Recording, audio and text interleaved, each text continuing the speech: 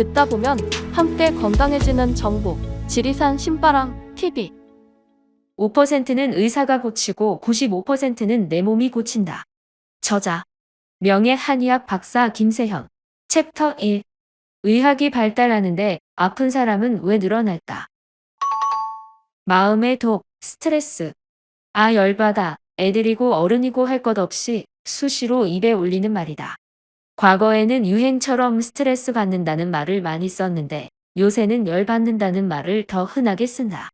우리말이 외래어로 변질되고 있어 골치인 가운데 이 경우만큼은 도로 우리 것을 찾아가는 것 같다. 스트레스의 어원을 살펴보면 라틴어인 스트링거이다. 즉, 스트레스란 인체가 갖는 긴장감을 말한다. 개 중에는 좋은 스트레스도 있어 삶에 강한 동기를 부여하기도 하지만 일반적으로 스트레스는 부정적인 이미지를 지니고 있다. 외부에서 스트레스가 가해질 경우 인체는 이에 대해 스스로 적응 노력을 기울이는데 그도가 지나칠 경우 자율신경계가 교란된다.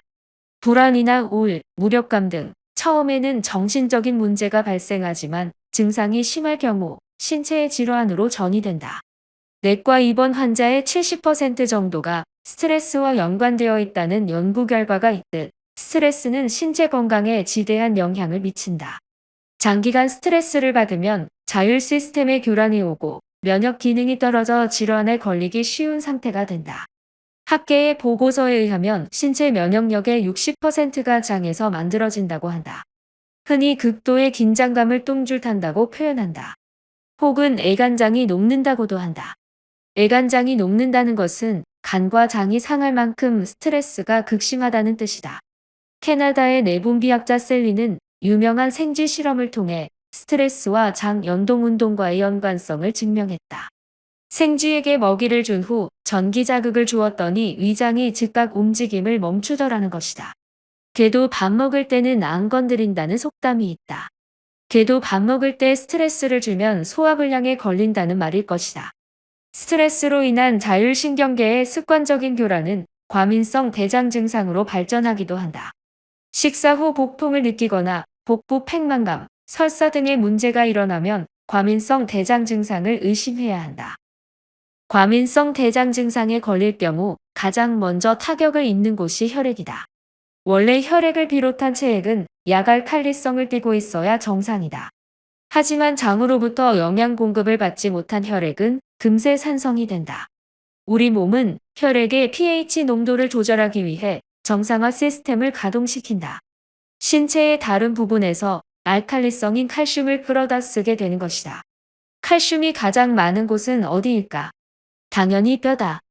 혈액에 칼슘을 빼앗긴 뼈는 골다공증에 걸린다.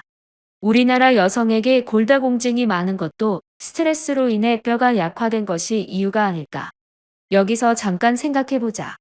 칼슘은 뼈에서 빼앗아 왔는데 마그네슘은 어디서 가져와야 할까?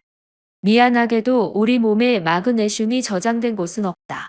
이제부터는 골다공증이 문제가 아니라 근육의 지나친 수축이 문제가 된다. 수축이 경미할 때는 얼굴에 경련이 일고 다리에 쥐가 나는 것으로 그치지만 심할 때는 혈관이 수축되어 돌연사에 이르게 된다.